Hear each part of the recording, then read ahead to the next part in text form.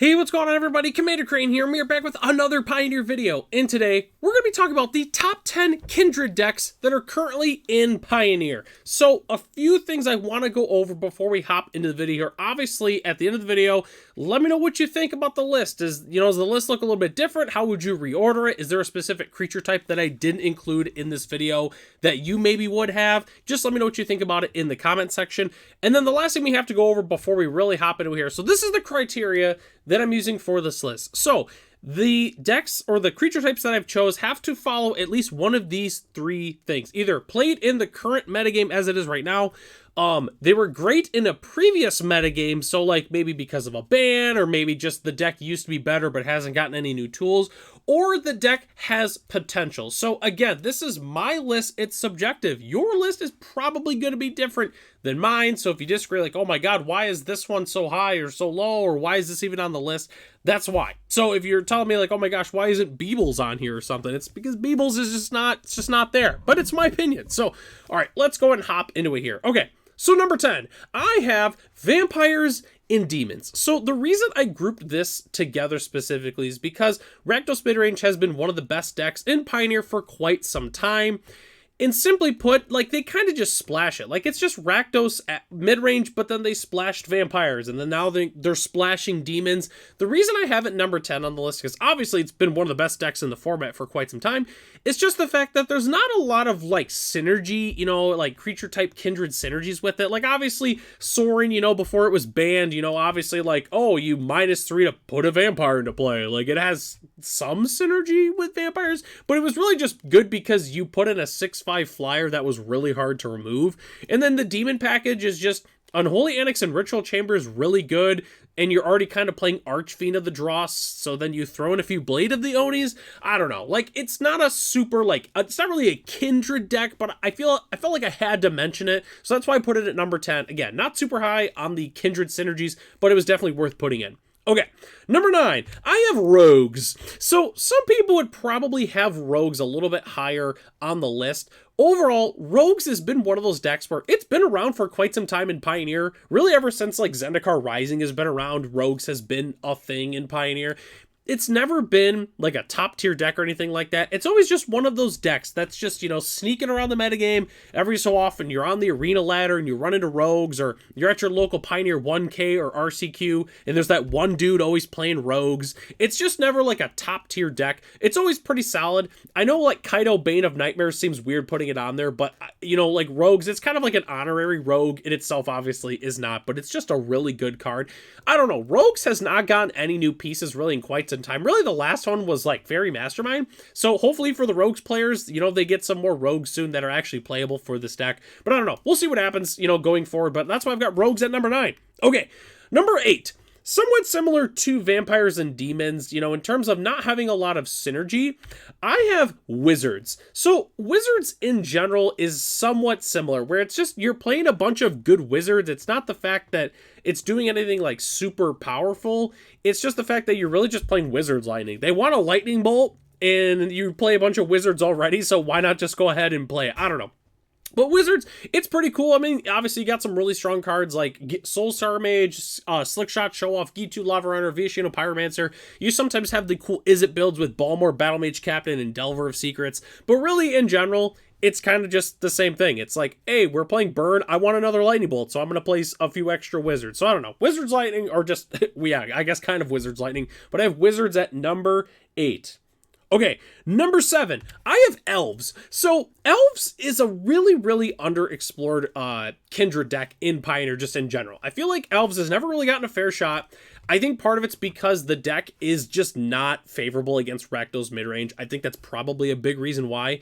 But Elves has pretty much all the tools it needs to be successful. It has fantastic 1-drops. It's got a number of different lords. It has Shaman of the Pact. It's got Dwynen's, even though I spelled it wrong. It's that, wow, I really butchered that one. Dwyninya Elte? Man, I really butchered that one. Apologize for that. RIP to Dwynen's Elite, I suppose. But anyways, it is Dwynen's Elite and Elvish War Master as really nice token producers.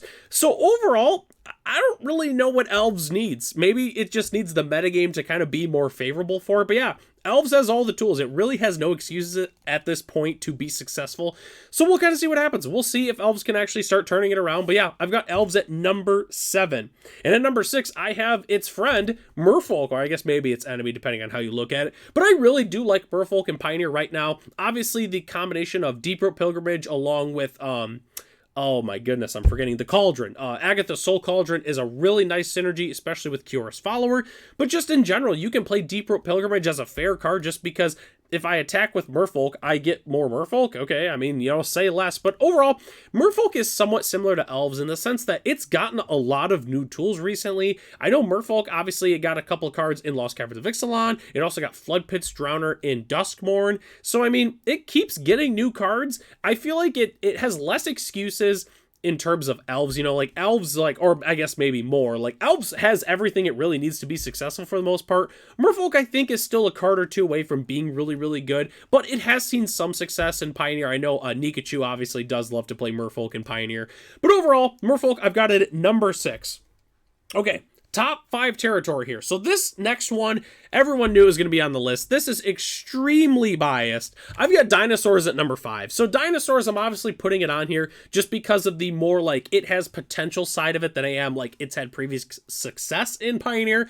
But Dinosaurs it's such a strong creature type now. I mean, it's, obviously before you just had a couple from Ixalan and a couple of core set ones, but now we're actively getting Dinosaurs in a ton of different sets in Standard. Obviously mostly because the deck is in Standard and there's a lot of Dinosaur synergies and they want to add to it, but also just Dinosaurs in general. There's so much design space on it in terms of what they could do and the things that they're doing now. I mean, Dinosaurs is getting 8 tramplers for 5 mana, which is just absolutely insane. I don't know. I think Dinosaurs has a lot of potential. It hasn't really seen a lot of success, in terms of the top level. Obviously, there's people playing it, and the arena ladder and such like that. And obviously, I've had a few top 8s here and there with Dinosaur aggro, but yeah, we'll kind of see what happens moving forward. I think Dinosaurs, as more sets come out and we get more Dinosaurs, obviously we had Regal Imperiosaur in Aether Drift, which is incredibly strong. I don't know. We'll see what happens with Dinosaurs, but don't be surprised if this deck just kind of all of a sudden comes out of nowhere and starts being really, really good in the metagame. I don't know. It has a lot of potential, and that's why I have Dinosaurs at number 5. Okay, so now the next 4 we have are decks that I would say are pre-established in the metagame and are actively just really good decks in the metagame. So number 4, I have Goblins. Goblins, similar to Rogues, where it's, every so often Goblins just kind of pops up out of nowhere, wins a tournament, or does really well in a tournament, just because it has so many different tools. Obviously, there's a number of different Goblin decks you can play. There's kind of the more combo-y Goblins. You have your traditional, maybe red aggro, maybe red-green aggro Coco Goblins. You obviously have your Rakdos, Sacrifice Goblins with Call the Death Dweller and Goblin Chain Whirler. You have a few different options in terms of Goblins. Obviously, you have your core cards. You always play Skirk, you always play Cacophony Scamp, you always play the Horde Master, you always have your specific ones. You've got your tokens option now because of Krenko Mob Boss entering the format in Foundations. I don't know. There's so many different options, honestly, with Goblins, and that's why I've got it at number 4. It's a good deck, it's got a lot of tools, and it has definitely seen some success in Pioneer. So again, that's why it's at number 4.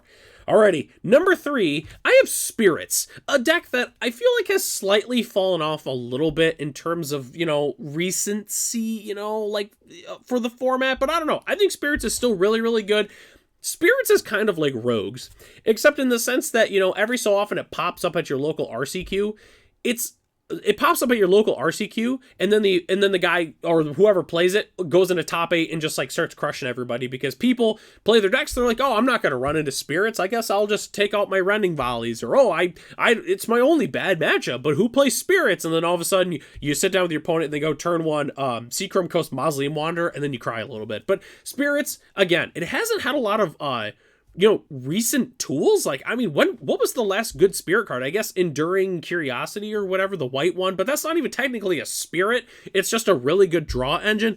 I don't know. I think Spirits is a fantastic deck. If you still played it today in the current metagame, it's going to do really, really well. And that's why I've got it at number 3 on the list. But the top 2, I'm really excited about, in terms of I knew they were going to be featured on the list.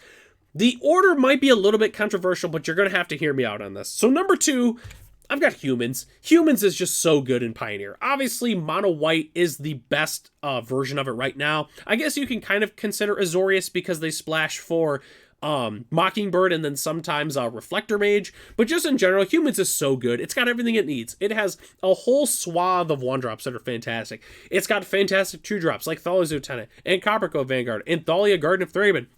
It's got fantastic 3-drops. You have cards like Adeline Resplendent Cathar. You have Brutal Cathar. You have, again, cards like Reflector Mage if you're splashing, for blue. You've got Anointed Peacekeeper. If you want to play green-white, you've got, obviously, Collected Company and a couple of good green humans you can throw in there, like Experiment 1. You could also go 3-color if you want to, and you could play, Jeskai splash for a couple of good red humans. You can go even 4-color if you really wanted to. Humans has so many different options, and I feel like non-mono white humans is relatively underexplored. I really like Bant humans or even just like green white humans. But anyways, humans is fantastic. It's one of the best Kindred decks you can play in Pioneer, but I still think there's number one.